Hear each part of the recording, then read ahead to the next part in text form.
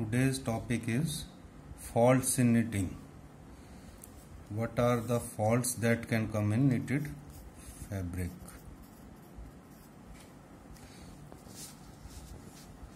First is we take the material. Material is yarn. हम जो material लेते हैं सबसे शुरू में material आता है and that is yarn or thread we call it, and it is on cone or cheese in case of weft knitting. Then man carries it. So second defect fault will be carried out by men, and then third will be it is taken on a machine, that is knitting machine. It may be circular or flat bed. So on these two knitting machines there are methods applied. So first is material or yarn that is fixed by man on machine and method is applied. So faults can be from the first is material, that is fault in the yarn package. These can be faults in the yarn. This is the different types of faults. Not many faults are there, but just normal faults can be there. In a yarn, what can be the faults in a yarn? First is it can be uneven, so that the surface of the fabric, कपड़े का surface अजीब नजर आएगा uneven है तो. Count varies. Unevenness and count variation एक जैसे ही है. इससे देखो क्लाउडी वेवी नजर आएगा. इसमें स्ट्रिप अगर काउंट वेरी कर गया, ये काउंट चल गया मान लो 20 का, यहाँ चल गया वो 22 का, तो ये दिखेगा आपको पतला, ये दिखेगा मोटा. तो dark and light strip will appear. ठीक है, कोई कलर वाला फाइबर उसमें आ गया दूसरे कलर का तो वो नजर आएगा अलग से. Foreign matter, it means any waste particle is there, that is lint. Slub is sort of in yarn there are accumulated thick places which are due to the settlement of fibers which are flying. ये ऊपर उड़ते हुए कोई भी fibre twist लेते हुए इसके अंदर घुस गया तो ये बन जाएगा slub. Thick and thin place, ठीक है, long thin and thick place, ये तो नजर आएंगे फैब्रिक के अंदर. ये फॉल्ट लाएंगे, कहीं टूट जाएगा, कहीं होल बन जाएगा, कटिंग में प्रॉब्लम आएगी. ये सारे जो ये देखो क्लाउडी और वेवी अपीयरेंस, अनइवननेस में भी सेम चीज है, तो ये इनडायरेक्टली सेम बात है. तो इफ वी से कि there is fault in yarn, so there is fault in material first. Then what can be the faults in yarn? Faults can be there is variation or unevenness, and variation or unevenness can be of thin place, thick place, it can be short, it can be long. There can be different type of wastes, and then other than wastes it can be the slub, extra material और fly that settles on the yarn. धागे के ऊपर जब twist कर रहे हैं तो उड़कर फ्लाई आ गई. Then there can be different colour of fibre. So these are few of the yarn fault और मटेरियल फॉल्ट. फर्दर ये नजर आएंगे twist. Twist is a major factor. In case of knitted twist is less. Twist is equal to TM √ count. ये formula होता है. TM in case of knitting is 3.8. In case of weaving it is 4 or more. तो जब TM ज्यादा होगा, मान लो ये count 25 है, 25 से क्या आ गया √25 5 आ गया 3.8. तो ट्विस्ट आ गया 5 8 = 40, 15 और 4 19 ट्विस्ट पर इंच. अगर ये वीविंग का धागा होता तो इसमें 20 या 21 ट्विस्ट पर इंच आते हैं, या इससे कम भी 18 भी आ सकते हैं, 18.7 18.6. तो twist are in case of knitted material, twist are less. तो जब भी धागा भी बनाते हैं तो वी नो कि इट इज ऑफ होजरी और निटिंग और इट इज वूवन. तो अगर ज्यादा ट्विस्ट दे दिया तो ये सबसे पहले फैब्रिक हार्श हो जाएगा.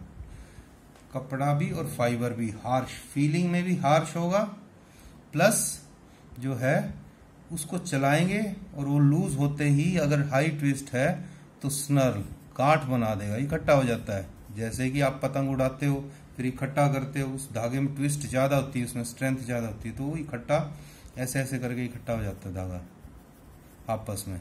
This is snarling. ठीक है, ये नीडल को भी तोड़ देगा ज्यादा हैवी होगा तो। Basically twist of knitted fabric or knitted yarn is less, so it is soft in feel. Twist is less तो fly भी उड़ सकती है, थोड़ा बहुत फाइबर निकल जाएगा। Then friction important part.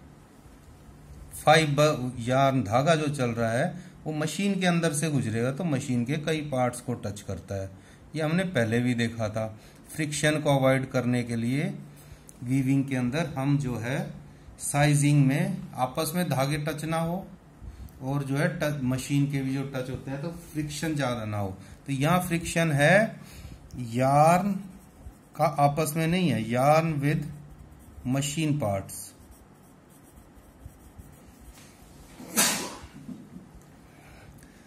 और क्योंकि ये धागा सॉफ्ट है, कम ट्विस्टेड है, ये उसके रगड़ खाएगा तो इसमें से फ्लाई उड़ सकती है।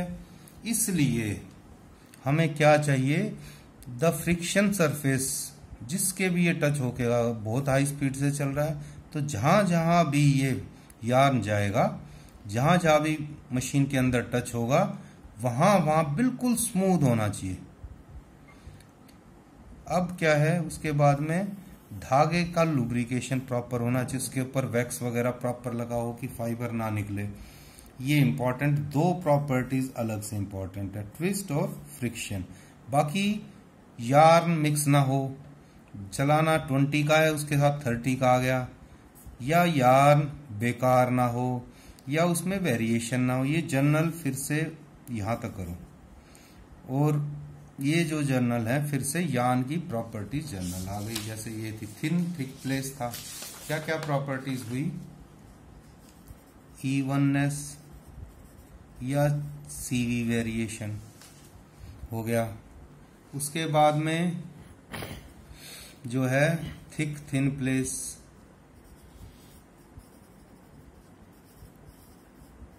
फिर इसके अंदर आ जाता है फॉरेन मटेरियल, इधर उधर का मटेरियल आ गया बाई चांस, और फिर इसके अंदर में आ गया कलर्ड फाइबर या दूसरा काउंट, अलग काउंट का आ गया, या अलग मटेरियल आ गया, या ये सॉइल्ड का मतलब है उसके ऊपर हाथ हूथ लग गए ग्रीस के गंदे धब्बे। फिर पीरियोडिक वेरिएशन आ गए। पीरियोडिक वेरिएशन आते हैं एक टाइम के बाद, तो कोई मान लो गियर टूटा हुआ तो एक टाइम के बाद वो गियर वापस आएगा तो उस जगह पर वो वेरिएशन आएगा। इसके अलावा जो वूवन फैब्रिक से और वैसे अलग है वो है दो चीज, ट्विस्ट एंड फ्रिक्शन। ये अलग से मशीन के अंदर काम करेगा। ये जो है फाइबर के मटेरियल यार्न जो हो गया उसके फॉल्ट्स हैं।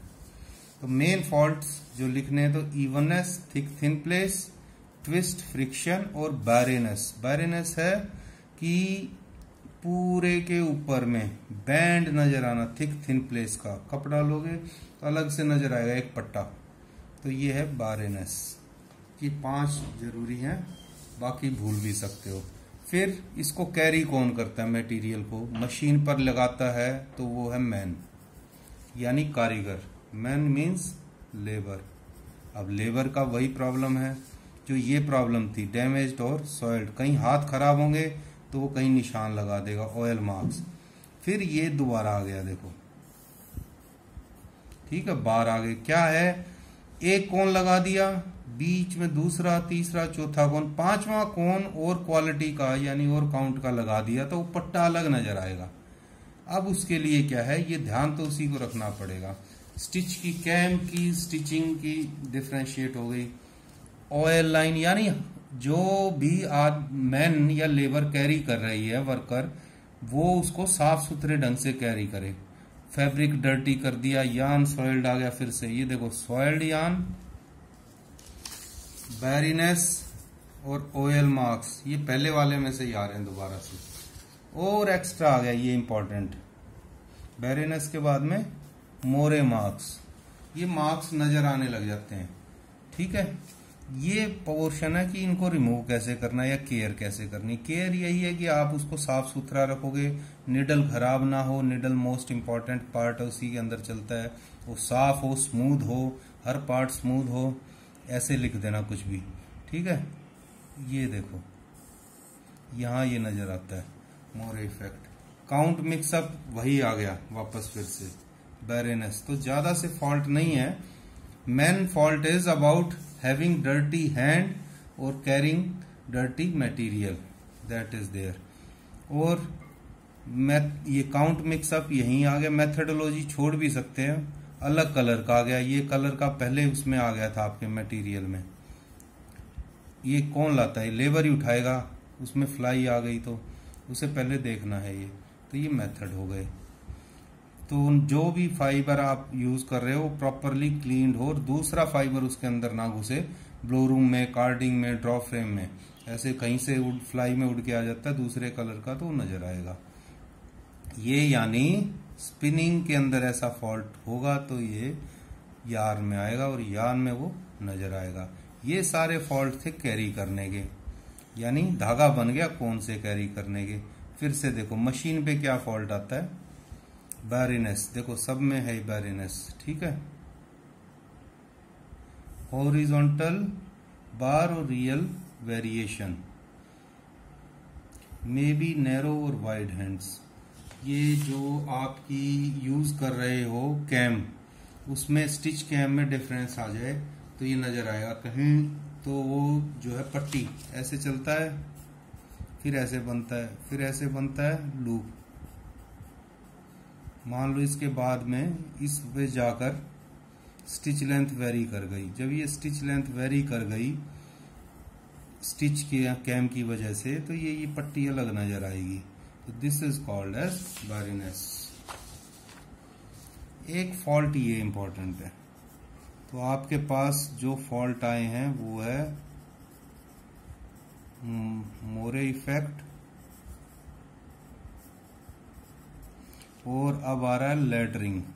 लेडरिंग मीन्स, लेडर मीन्स सीढ़ी, कहीं भी टूट जाएगा किसी निडल से या कोई भी फॉल्ट आ गया निडल में, तो वो फॉल्ट जहां वहां धागा यूज हो रहा है, तो एक निडल एक ही जो है विड्थ वर्टिकल निडल बनाती है, वर्टिकल वाले लूप, तो उन वर्टिकल में सारा नजर आएगा जैसे सीढ़ियों में नजर आ रहा है वो फॉल्ट। अगर वो कुछ भी फॉल्ट अगर निडल में है तो vertical fault basically relates to needle. अगर कोई भी फॉल्ट हम वर्टिकल देखते हैं इट मीन्स वो निडल खराब होने से या निडल में फॉल्ट आने से है। और जो हॉरिजॉन्टल फॉल्ट है वो फॉल्ट आता है कैम की वजह से। अगर हॉरिजॉन्टल फॉल्ट है, यूं बन रहा है, तो कैम का साइज ज्यादा और कम हो गया तो वो जाकर हॉरिजॉन्टल फॉल्ट में आएगा इस तरह से। जैसे अभी ये बात की थी बार इफेक्ट, ये कैम का फॉल्ट है। लैडर इफेक्ट ये स्टिच का फॉल्ट है।